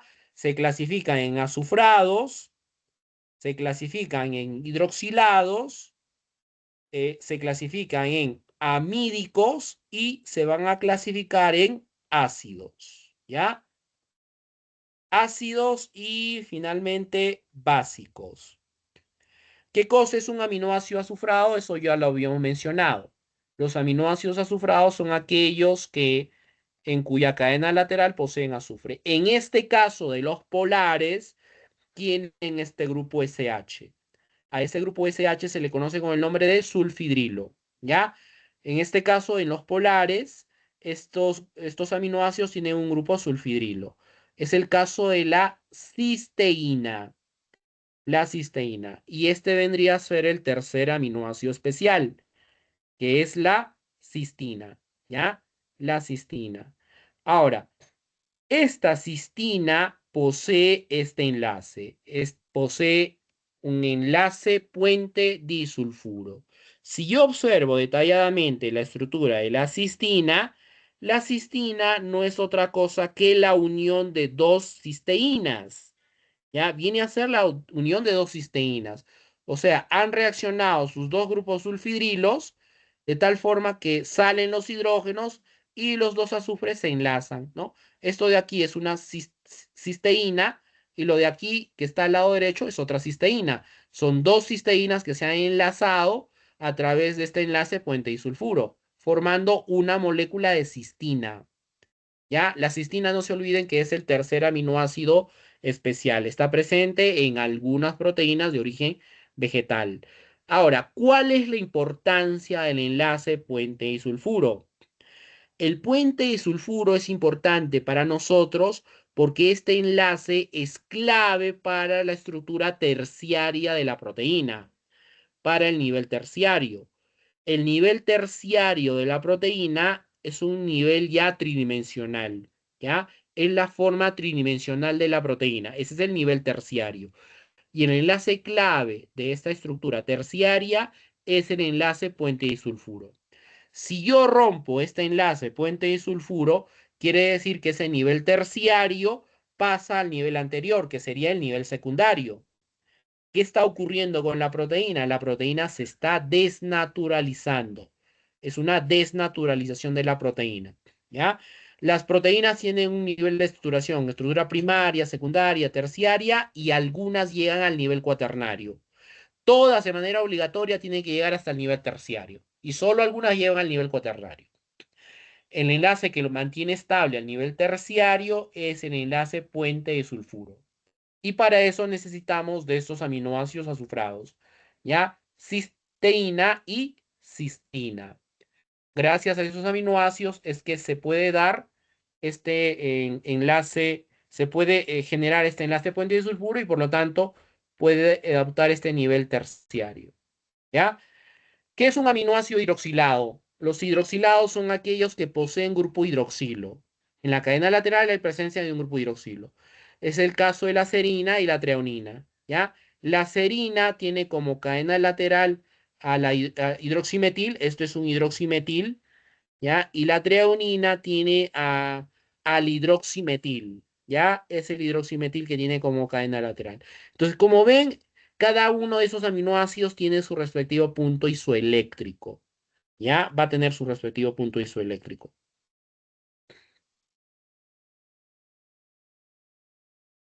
¿Qué son los aminoácidos amídicos? Los aminoácidos amídicos son aquellos aminoácidos en cuya cadena lateral hay presencia de un grupo amida. ¿Ya? Esa estructura que está de color blanco es un grupo amida. Esa cadena lateral tiene un grupo amida. ¿Ya? Son los amídicos. Es el caso de la asparagina y el caso de la glutamina. En el caso de la glutamina, este es importante para generar el glutamato y este a su vez genera el GABA. El GABA es un neurotransmisor de tipo inhibitorio, ¿ya? Responsable de la hiperpolarización celular, responsable de la depresión del sistema nervioso central, ¿ya? El GABA. La glutamina genera glutamato y el glutamato a su vez va a generar el GABA. GABA significa ácido gamma aminobutírico, ¿ya? Es un neurotransmisor de tipo inhibitorio del sistema nervioso central, ¿ya? Antes que me olvide, voy a tomar asistencia, por favor. Me dicen presente nada más, por favor, no me vayan a estar dando saludos para hacerlo rápido, ¿ya? Mientras el SGA, un ratito. Presente, presente, me dicen para hacerlo rápido, por favor. La asistencia.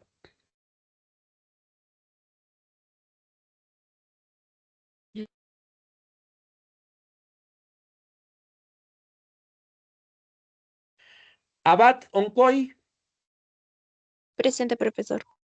Abal Guaromo, Presente. Aldave Ulloa, Presente. Alvarado de Paz, Alvarado de Paz Carol, ¿está presente? Ángeles Rodríguez Ricardo, Presente, profesor. Cadillo Guamán, Presente, profesor. Calixto Bedón,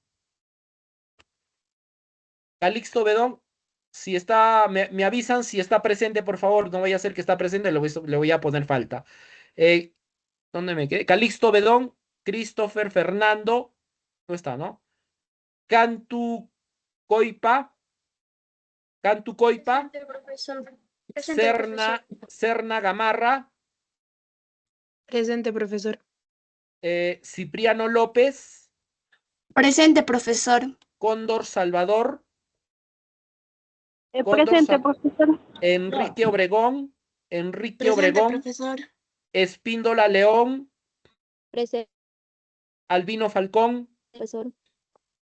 Herrera Presente. Salvador, Guamán Coros Rosselli, Presente, profesor. Ildefonso Morales, Ildefonso Morales no está presente. Isidro Espinosa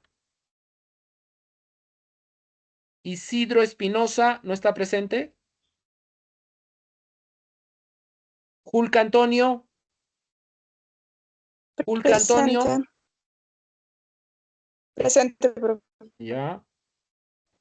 León Apolinario, Presente. ya. León Apolinario, ya. León Apolinario, ya. León Apolinario, ya. León Apolinario, ya. León Apolinario, ya. León Apolinario, ya. León Apolinario, ya. León Apolinario, ya. León Apolinario, ya. León Apolinario, Presente, León, profesor. León Cigüeñas, Presente, profesor. Luna Ramírez, Presente, profesor. Malky Cotrina,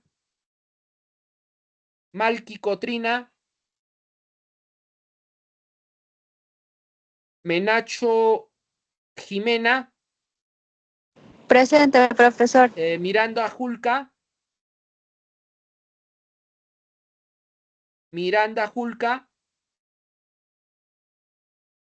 Moreno Gómez, Presente, More- profesor. Pasache Guzmán Gabriela, Presente, profesor. Pinedo Antonio, Presente, profesor. Buenas tardes. Rodríguez Mejía, Presente, profesor. Rodríguez Pariona,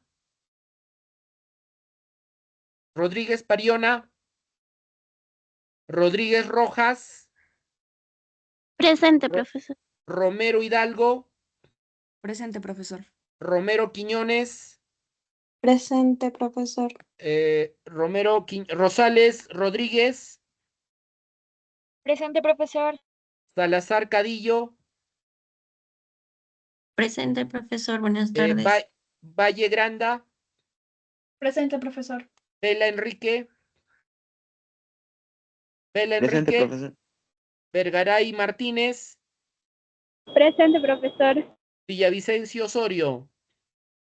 Presente, profesor. Ya. Profesor, disculpe, tuve problemas con la conexión y no pude contestar a mi asistencia. ¿Cuál es tu apellido? Ildefonso Morales. A ver, un ratito ya. Tengo que ir a regularizar asistencia.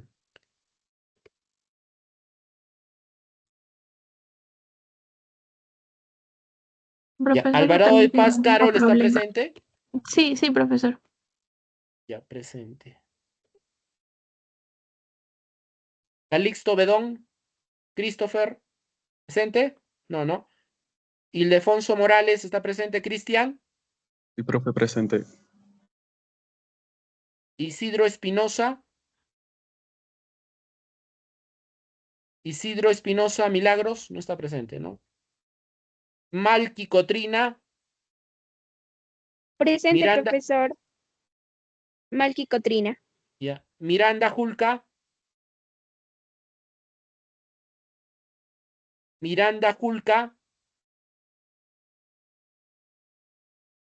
Rodríguez Pariona Maricielo.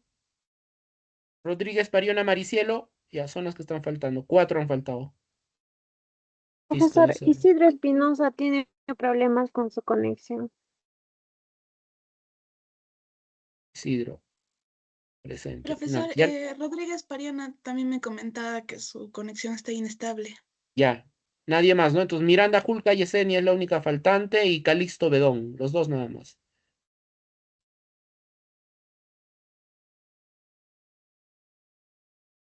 Está. Ya, cerré la asistencia. Listo. Cerramos acá. Y cerramos acá también. Ya está. Ya, entonces, para terminar, por favor, ya hemos dicho que los amídicos son la asparagina y la glutamina, ¿ya? Los ácidos, ya con esto termino, son aquellos que tienen grupo carboxilo en su cadena lateral, tienen grupo carboxilo, ¿ya? Es el caso del ácido aspartico y el ácido glutámico. En el caso de los ácidos, miren, hay 3 constantes. Como pueden apreciar ahí, hay 3 constantes. ¿Ya? En el caso de los ácidos hay 3 constantes. Ahora, ¿cómo calculo el punto isoeléctrico en el caso de los ácidos si ya hay 3 constantes? Solo considero las constantes ácidas.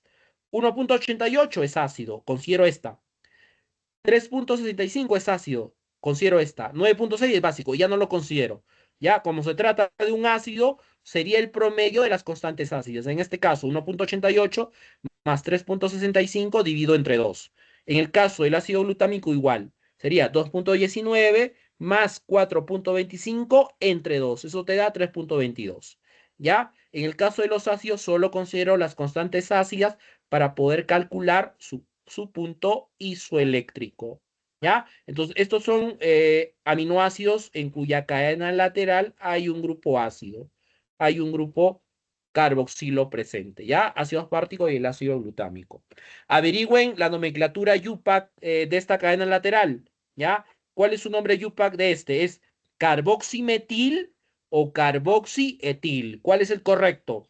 Eso ya lo averiguan, por favor. Igual acá, la cadena lateral del ácido glutámico, ¿cuál es su nombre UPAC? ¿Es carboxipropil o carboxietil?